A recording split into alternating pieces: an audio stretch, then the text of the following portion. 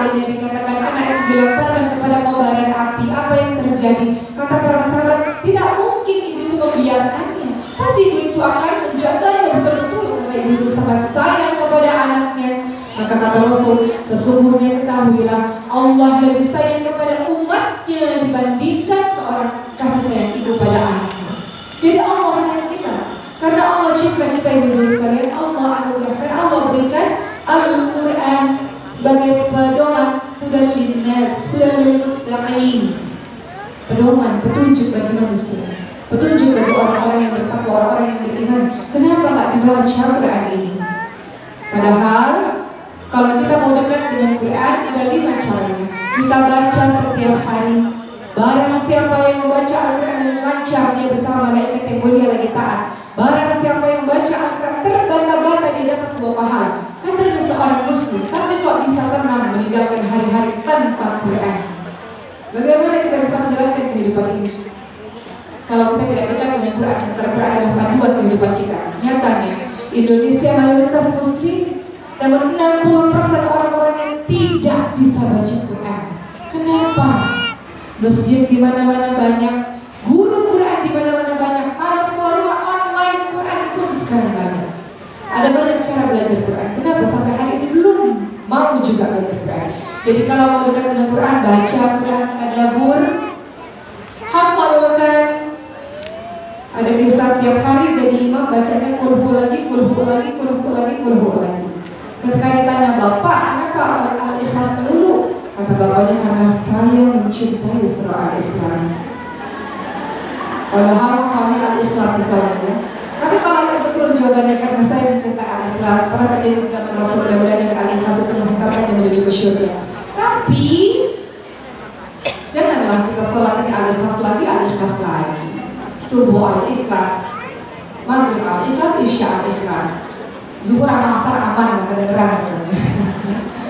Jadi ditambah sama satu ayat yang menghafal Quran. Ibu-ibu juga begitu, bapak-bapaknya sholat di masjid, ibu-ibunya sholat di rumah jadi imam bagi anak-anaknya. Nanti anaknya nanya, kok kulhu lagi, ada terikul, kulhu, pulang berabin balad, pulang berabin nas, lagi dong mama yang lebih panjang misalnya. Jadi hafalkan. Yang keempat, diajarkan khairukum man ta'allama al-Qur'an wa 'allamahu. Sebaik-baik orang apapun profesimu, belajar Quran dan mengajarkan Quran.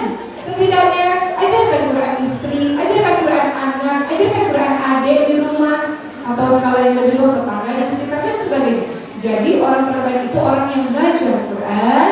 Kita punya kehidupan kita yang lain, betul. Kita ada pekerjaan yang lain, betul. Kita ada kesibukan yang lain, betul. Tapi harus ada waktu bersama Quran setiap hari.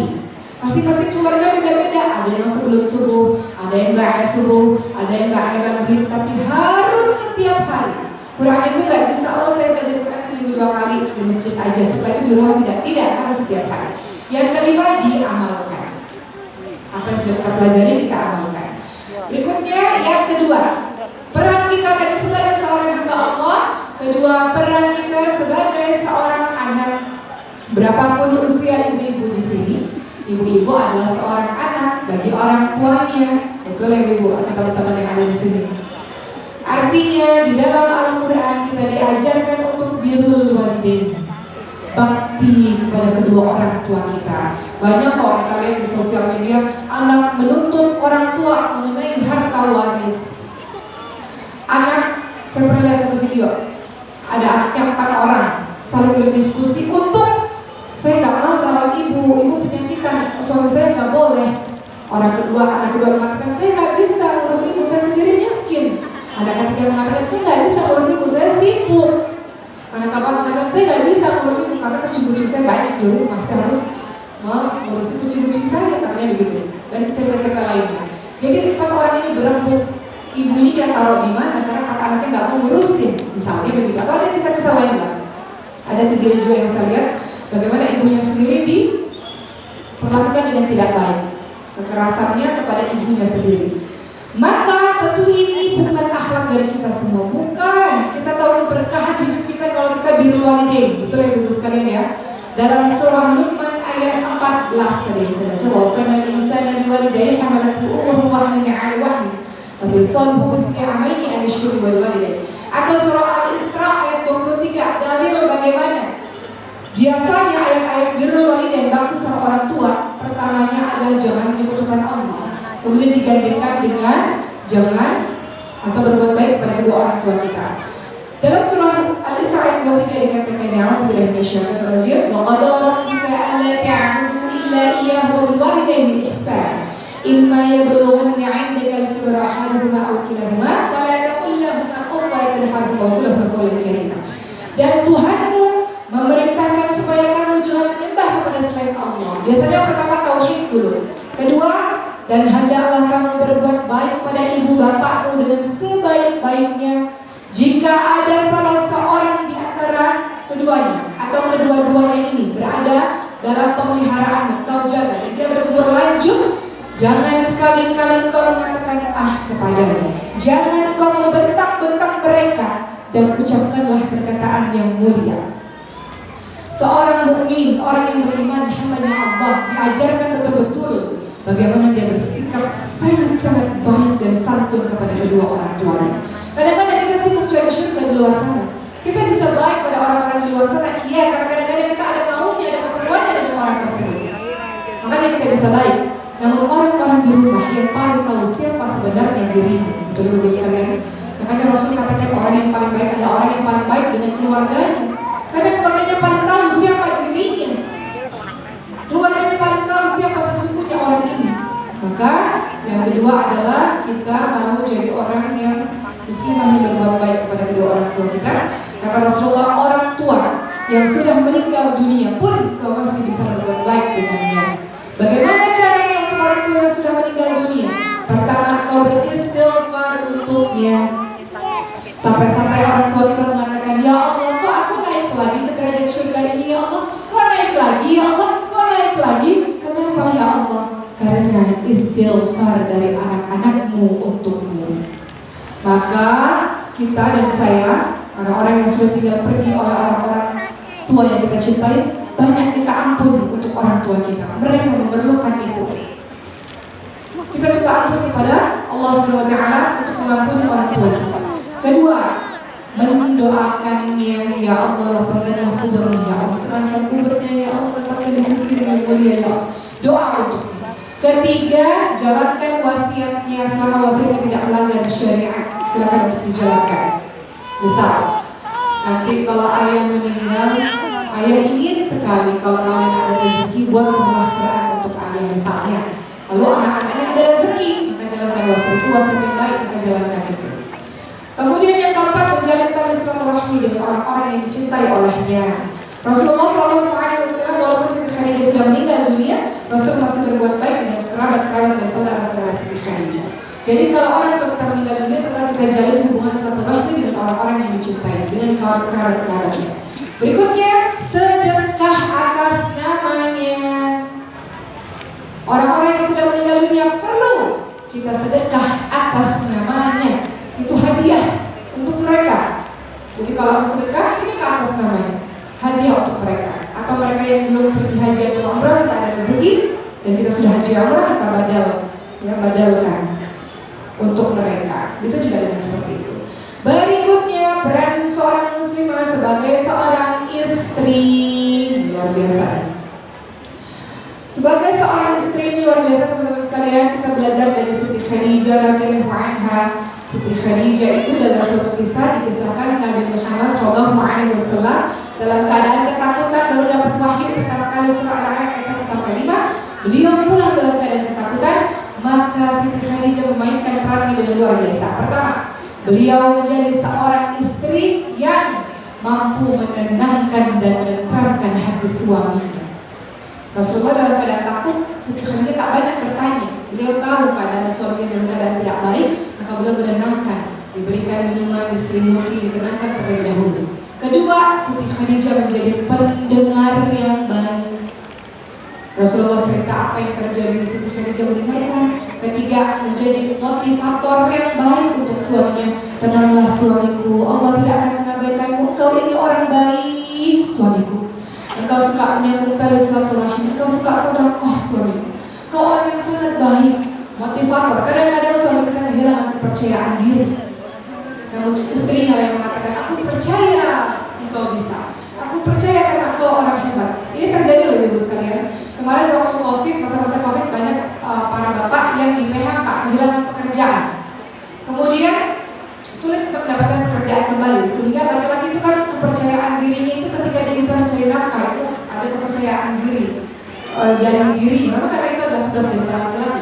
Sehingga ketika beliau ini kekurangan atau tidak mendapatkan pekerjaan atau kehilangan pekerjaan dan sebagainya, kadang-kadang beliau butuh motivasi dari para istri. Bukan istri yang ngomel-ngomel terus-menerus, tapi istri yang memotivasi. Betul nggak bapak? Istri yang memotivasi. Kau ini bisa, kau ini orang hebat, kau ini orang luar biasa. Saya yakin kau bisa, motivator yang luar biasa. Siti Khadijah begitu.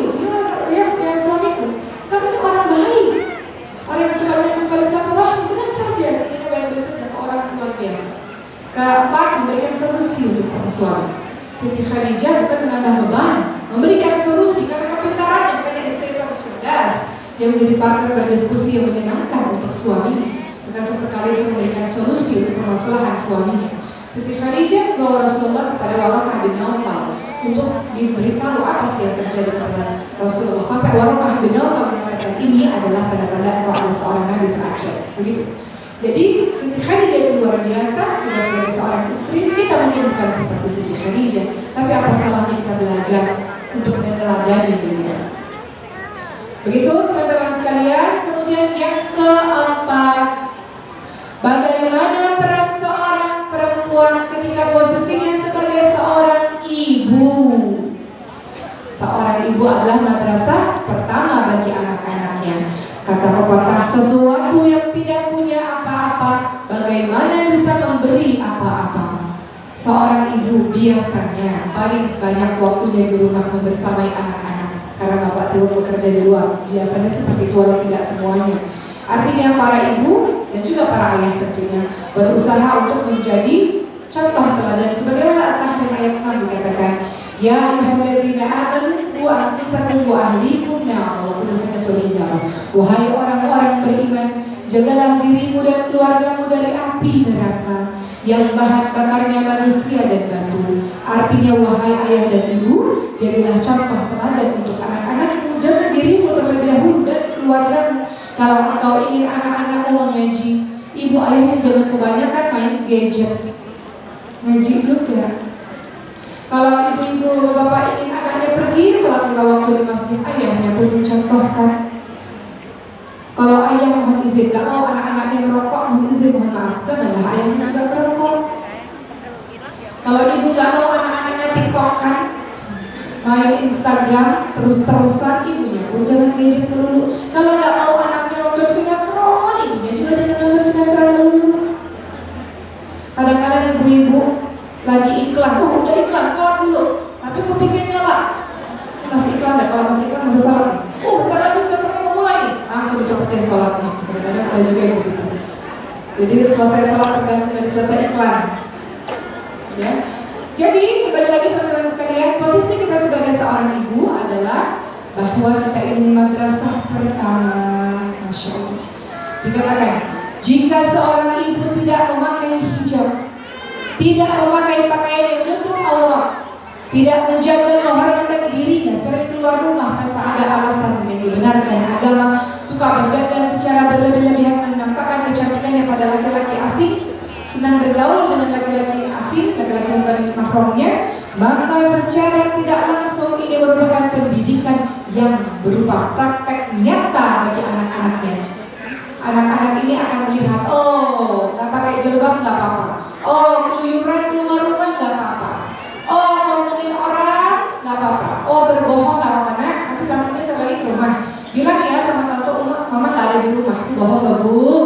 Ngajarin anak-anak bohong. Nah, nih teman mama telepon nanti bilang mama nggak ada, itu bohong. Ya, secara nggak langsung kita ajarkan anak-anak kita berbohong. Ya, jadi kembali lagi. Wahai para ibu dan ayah, engkau adalah contoh teladan. Di sini ada yang ibu tunggal, single mother ada. Banyak. Para ulama-ulama kita banyak sekali yang ibunya single mother, namun jadi ulama-ulama besar. Ibunya hebat luar luar biasa. Kisah pertama, Siti Hajar. Suaminya jauh, LDR, long distance relationship, kalau kita lihat dalam bahasa kita yang sekarang. Suaminya jauh, Nabi Ibrahim jauh. Siti Hajar bersama dengan Nabi Ismail bayinya ada di kota Mekah. Apakah Siti Hajar mengatakan, ya Allah sedihnya hidupku seorang diri begini, meratapi nasib? Ya Allah, kenapa Engkau takdirkan aku seperti ini? Tidak.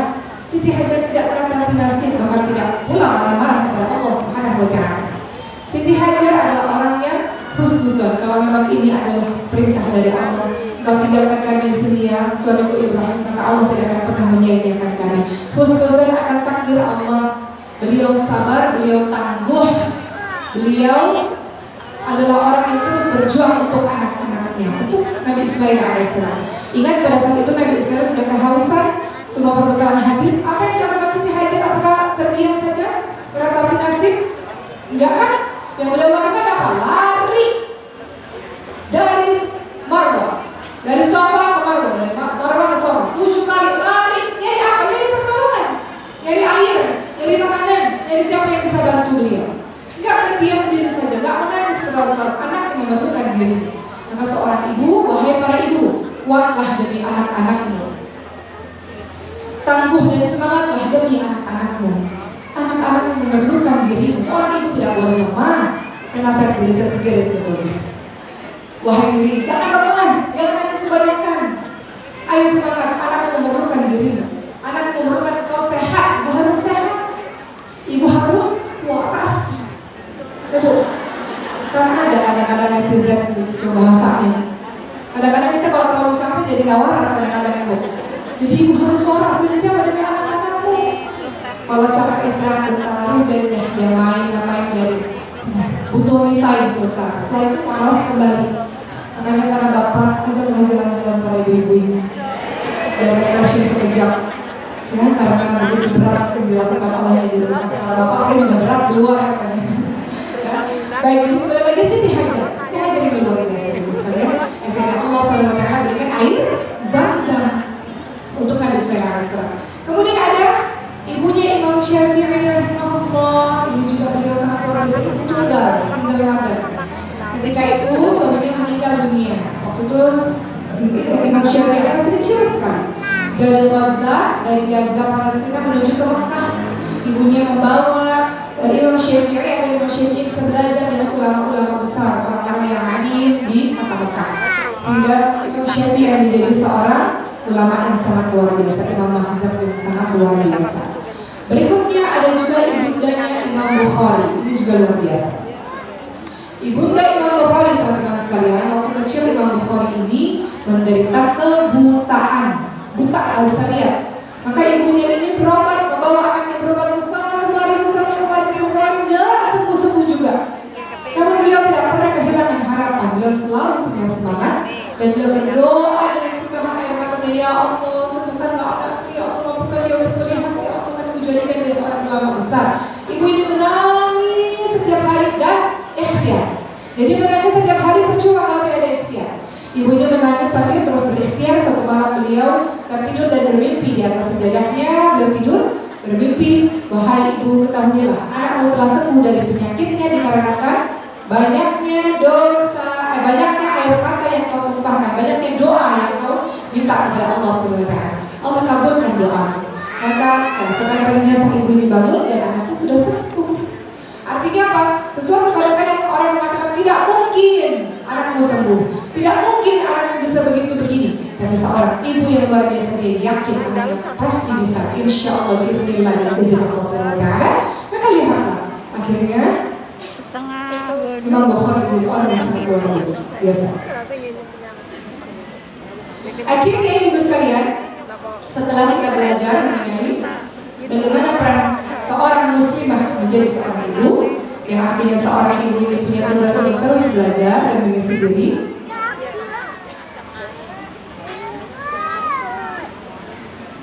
Dan kemudian kita menginginkan anak-anak kita menjadi jauh lebih hebat dibanding dengan diri kita, kan? Ibu nggak apa-apa. Ibu saya, Bu, saya cerita sedikit boleh ya? Cerita pribadi boleh ya? Ibu saya itu lulusan SMA. Ada di sini lulusan SMA? Banyak? sama kayak ibu saya, satu geng sama ibu saya. Ibu saya punya 10 adik-beradik, kakak beradik itu 10 bersaudara. Jadi ibu saya itu nggak bisa sekolah pada masa itu karena kesusahan ekonomi dan harus membantu juga ibunya di rumah, membantu finansial keluarga dan sebagainya, sehingga tidak mendapatkan kesempatan untuk belajar lebih tinggi. Namun ibu saya mengatakan begini, nggak apa-apa ibu lulusan SMA asalkan ibu suka baca. Jadi di rumah kami itu ada ruang baca, Bu. Ada kayak perpustakaan mini berisi buku-buku, kata ibu saya. Gak apa-apa ibu lulusan SMA, yang penting ibu suka baca. Jadi ibu banyak tahu. Bukankah baca itu adalah jendela dunia, buku adalah jendela dunia. Dan anak-anak lihat dari kecil ibunya gemar baca, ibunya suka baca. Anak-anak pun harus begitu. Gak apa-apa ibunya lulus SMA tapi mampu menghantarkan anaknya menuju kesuksesan. Ya Bu ya.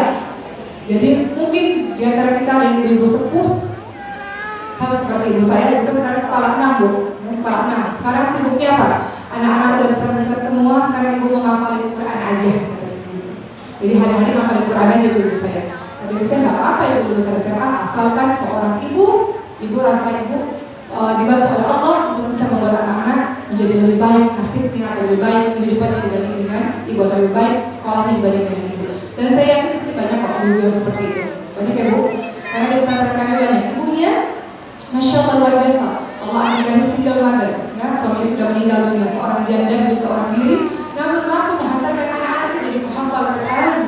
Anak-anaknya beasiswa kuliah di sini, kuliah di sana, masya Allah. Sekarang semua gampang, asalkan kita menjadi penghafal Quran, ya.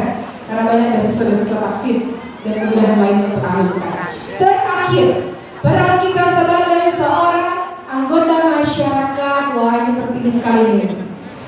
Peran kita sebagai seorang anggota masyarakat, wahai para muslimah, ini penting karena kita tidak hidup sendiri. Ada namanya ukhuwah Islamiyah, ukhuwah wataniyah. Kita di Indonesia ini nggak semuanya orang Islam, betul? Ada orang agamanya yang ini yang itu berbeda-beda. Ada orang yang sukunya beda-beda. Ada orang yang bahasa adat istiadatnya beda-beda. Namun kita tahu ada namanya Persatuan Indonesia, Bhinneka Tunggal Ika, berbeda-beda namun kita tetap satu tujuan. Berbeda nggak masalah. Kita punya prinsip yang kita yakini, Tuhanku adalah Allah, tauhid yang kokoh. Namun secara muamalah, secara berhubungan sesama manusia, kita mau hidup yang baik-baik, kan Bu? Ada namanya ukhuwah Islamiyah, persaudaraan sesama umat Islam. Ada ukhuwah wataniyah, persaudaraan sebangsa setanah air. Kita punya kepentingan yang sama di Indonesia ini. Apa itu? Mau tinggal dengan rukun, hidup dengan baik dan damai di negeri kita yang tercinta. Betul kan? Orang Islam mau begitu, teman-teman agama lain juga mau begitu. Makanya kita sebagai seorang muslim adalah sebagai anggota masyarakat lainnya adalah menyebarkan kebaikan, mengajak pada kebaikan, bukan permusuhan, bukan kebencian.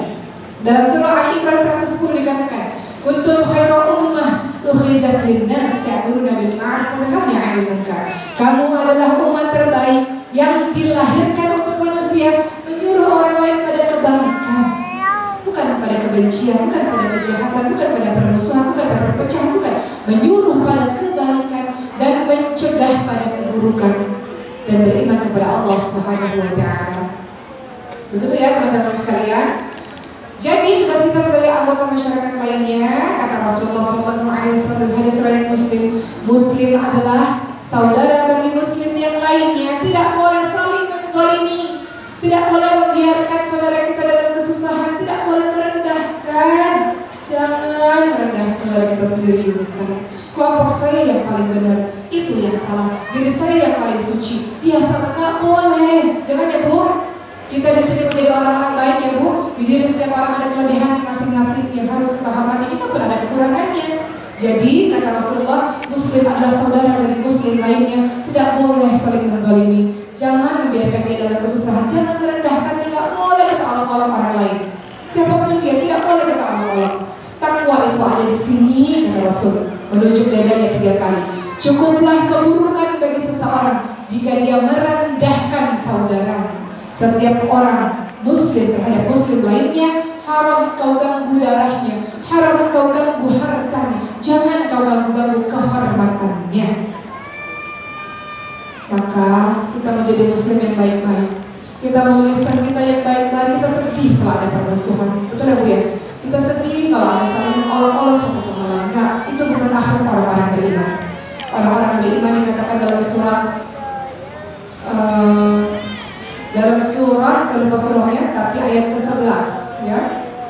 Dikatakan begini, a'udzu billahi minasyaitonir rajim, ya ayyuhalladzina amanu la yaskhar qaumun min qaumin 'asa ay yakunu khairan minhum. Wahai orang-orang yang beriman, janganlah sebagian kaum, sebagian laki-laki atau ayat berkata sebagian perempuan mengolok-olok merendahkan sebagian orang lain. Kita ini siapa kok bisa merendah-rendahkan orang lain? Itu ya Bu. Jangan ya Bu. Saya pun merasa dari saya jangan. Di kehidupan sehari-hari maupun dalam sosial media. Jangan, banyak nggak kira-kira kita lihat merendahkan, mengolok-olok, menganggap diri kita lebih tinggi dan sebagainya. Jangan. Kata Rasulullah nggak boleh. Takwa itu ada di sini, nggak boleh. Haram kita untuk atau nggak boleh kita untuk merendahkan orang lain atau haram kita untuk menjatuhkan kehormatan saudara kita sendiri. Seorang mukmin terhadap mukmin lainnya seperti satu bangunan. Sebagian mereka menguatkan sebagian yang lain, menguatkan bukan melemahkan. Kata Rasulullah, umat Islam ini banyak, namun bagaikan buih. Kenapa buih? Gampang berpecah belah, gampang tercerai berai. Jangan seperti itu. Semoga Allah lindungi kita dalam persatuan, ibu sekalian, dalam kasih sayang, sehingga kita kuat untuk menyebarkan kebaikan. Terakhir dari saya, teman-teman semua yang dirahmati oleh Allah Subhanahu wa taala, Allah Subhanahu wa taala ingatkan dalam surah Ali Imran 103, dan berpegang teguhlah kamu semua kepada tali agama Allah dan janganlah bercerai-berai. Jangan bercerai-berai. Jangan mudah percaya pada berita-berita hoax yang belum tentu kebenarannya. Jangan mudah percaya pada fitnah-fitnah yang belum tentu kebenaran kita saudara kita sendiri. Jangan suuzon kalau kita belum lihat dengan mata kepala kita sendiri. Jangan cari-cari kesalahan orang lain dan jangan bergunjing. Dalam surah Al-Hujurat ayat ke-12, ya ayyuhalladzina amanu ijtanibu katsiran minadh-dhanni inna ba'da itsmin wa la tajassasu wa la yaghtab ba'dukum ba'dan yuhibbu ahadukum an ya'kula lahma akhihi maytan fakarihtumu. Wahai orang-orang beriman, janganlah atau jauhilah kebanyakan dari prasangka, karena sebagian dari prasangka adalah dosa. Jangan cari-cari kesalahan orang lain. Jangan suka bergunjing, karena orang-orang yang melakukan hal demikian seperti memakan bangkai saudaranya sendiri. Jangan suka gosip ya Bu. Lagi belanja di pasar, tetangga kita punya mobil baru, dari mana dapat duitnya ya? Itu tetangga kita keluar negeri melulu, duitnya dari mana? Duitnya dari mana? Kenapa ibu yang sibuk? Kenapa kita ini suka SMS, sedih melihat orang senang, senang melihat orang sedih? Itu namanya apa? Namanya dengki. Bener nggak? Ih, dia kaya, dia sukses, aku nggak suka, dengki. Tapi yang kita inginkan SMS, senang lihat orang lain senang, sedih lihat orang lain sedih. Itu hati yang baik. Insya Allah semuanya ada di sini. Insya Allah. Baik ibu sekalian, alhamdulillah sudah selesai ceramah saya pada hari ini, dan semoga apa yang saya sampaikan bermanfaat bagi ibu semua. Kita menjadi orang-orang baik ibu, dan menebarkan kebaikan, kedamaian, kesejukan Islam alhamdulillah insyaallah. Selanjutnya saya akan tayangkan satu buah video. Ini video anak-anak yang menghafalkan Al-Quran. Sebagian besar mereka yatim, piatu, mu'alaf, du'afa yang menghafalkan Quran lewat pertolongan para donatur yang luar biasa. Maka bayangkan ketika kita didik anak-anak kita dari pelosok-pelosok yang kurang dana, yang kurang baik secara finansial, yang mereka pintar-pintar, mereka berprestasi, kita didik dengan Quran, hatinya Quran, lisannya Quran, pikirannya Quran, kemudian kita sekolahkan dia menjadi orang-orang hebat. Kelak Indonesia akan diisi oleh orang-orang yang hebat-hebat, yang saleh-saleh, yang taat kepada Allah. Maka negara kita tercinta akan menjadi baldatun thayyibatun wa rabbun ghafur, karena diisi oleh orang-orang yang baik. Dimulai dari mana? Dimulai dari para penghafal Quran. Kita lihat video ini silahkan.